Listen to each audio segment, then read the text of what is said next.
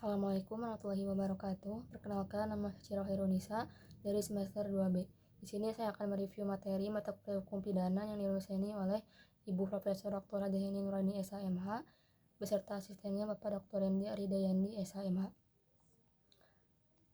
Di sini saya akan melanjutkan bab 5 mengenai sifat melawan hukum. Sifat melawan hukum material dibagi menjadi 3. Yang pertama, dalam fungsi negatif, mengakui kemungkinan adanya hal-hal yang ada di luar undang-undang untuk menghapuskan sifat melawan hukumnya perbuatan yang memenuhi rumusan undang-undang.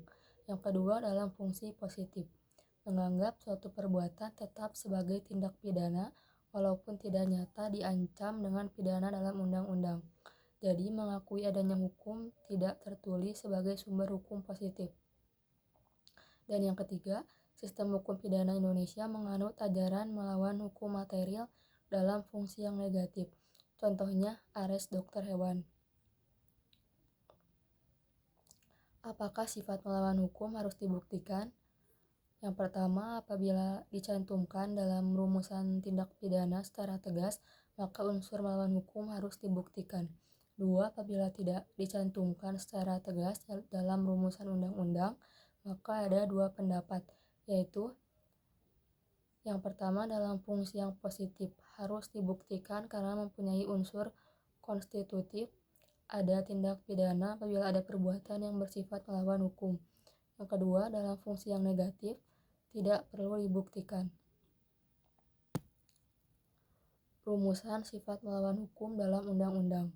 Undang-undang mengatur istilah melawan hukum, alasannya adalah untuk adanya kekhawatiran apabila tidak diatur secara tegas, orang yang berhak atau berwenang untuk melakukan suatu perbuatan sebagaimana dirumuskan dalam undang-undang akan dapat dipidana.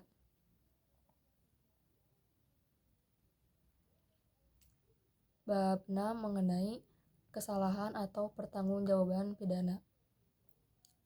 Pengertian kesalahan. Yang pertama, merupakan unsur subjektif dari tindak pidana. 2. Dienstrafjunderschuld yang tidak terdapat dalam hukum tidak tertulis. Yang ketiga, kesalahan adalah keseluruhan syarat yang memberi dasar untuk adanya pencelaan pribadi terhadap perbuatan pelaku tindak pidana. Yang keempat, dalam arti yuridis dibagi 2, kesengajaan atau dolus. Yang kedua, kealpaan. Dalam arti yang sempit, kesalahan sama dengan kealpaan. Unsur-unsur kesalahan. Yang pertama, kemampuan bertanggung jawab. Yang kedua, adanya hubungan batin antara pelaku dengan perbuatannya, yaitu yang berupa kesengajaan atau kealpaan. Dan yang ketiga, tidak adanya alasan pemaaf. Pengertian kesengajaan atau dolus. Dalam KUHP tidak ada definisi tentang kesengajaan, tetapi dalam FIT kesengajaan diartikan dengan menghendaki dan mengetahui will and whether. Jadi dikatakan sengaja apabila pelaku menghendaki apa yang dilakukannya dan mengetahui perbuatan yang akan dilakukannya, yaitu atas dasar itu pelaku mempunyai kehendak untuk mewujudkan unsur-unsur dari rumusan undang-undang. Selain itu, pelaku juga menghendaki akan akibat yang timbul atau pelaku juga sudah dapat membayangkan foretelling teori akan akibat yang nanti timbul. Perbedaan kedua teori ini yaitu dalam hal akibat dari keadaan yang menyertainya, walaupun dalam praktek penggunaan teori ini sama. Corak atau bentuk kesengajaan. Yang pertama, kesengajaan dengan maksud atau bertujuan. Offset is ocmet atau dolus directus, untuk mencapai tujuan, yaitu bentuk kesengajaan yang paling sederhana, di mana perbuatan pelaku ditujukan untuk menimbulkan perbuatan yang dilarang, dan pelaku menghendaki perbuatan tersebut beserta akibatnya. Contohnya, A menempeleng B dengan maksud agar B merasa sakit dan kapok untuk tidak berbohong lagi. 2. kesengajaan dengan sadar kepastian atau keharusan. Offset Matt Zekerhead Beustin. Dalam hal ini, perbuatan menimbulkan dua akibat, yaitu yang pertama, akibat yang memang dituju oleh si pelaku, yaitu dapat berupa delik sendiri, dilakukan sendiri, dan dapat berupa penyertaan. Dua, akibat yang tidak dikehendaki, tetapi merupakan keharusan dalam mencapai tujuan, sehingga akibat ini pasti terjadi atau timbul. Yang ketiga, kesengajaan dengan sadar, kemungkinan atau bersyarat, dolus eventualis atau noteworthy offset. Yang pertama, ada keadaan tertentu yang semula mungkin terjadi, kemudian benar-benar terjadi. Contohnya, ada sweater di kota Huizen, negeri Belanda.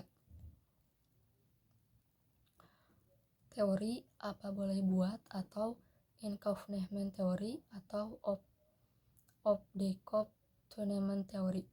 Dalam teori ini, keadaan batin si pelaku terhadap perbuatannya adalah sebagai berikut. Yang pertama, akibat itu sebenarnya tidak dikehendaki, bahkan pelaku benci atau takut akan kemungkinan timbulnya akibat tersebut. 2. Akan tetapi, meskipun demikian, ia menghendakinya. Namun apabila keadaan atau akibat itu timbul, apa boleh buat hak itu diterimanya juga. Ini berarti pelaku berani memikul resiko. Sifat kesengajaan. Yang pertama, kesengajaan berwarna atau bus object atau dolus malus. Yang pertama, kesengajaan melakukan perbuatan. Dolus malus berarti sengaja untuk berbuat jahat. Jadi, kesengajaan perlu ada kesadaran dari pelaku terhadap perbuatan yang dilarang. Yang kedua, dengan kata lain, kesengajaan berarti kesadaran dari si pelaku terhadap perbuatan melawan hukum.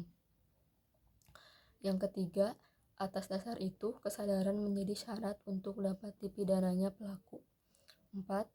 Ajaran ini sudah tidak dianut lagi karena memberikan beban yang berat kepada penuntut umum dan terutama hakim. Yang kelima, dalam ajaran ini, hakim harus membuktikan bahwa pelaku dalam melakukan tindak pidana, selain menghendaki perbuatannya juga mengetahui dan menyadari bahwa perbuatannya dilarang dan diancam dengan pidana oleh undang-undang. Yang kedua, kesengajaan tidak berwarna atau colorless object.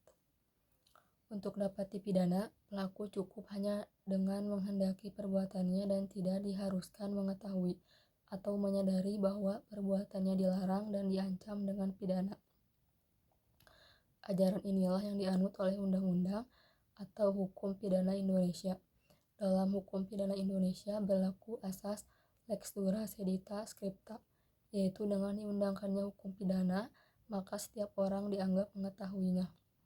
Oleh karena itu, peraturan yang berlaku dan diundangkan mengikat setiap orang untuk mentaatinya. Sekian review materi dari saya. Wassalamualaikum warahmatullahi wabarakatuh.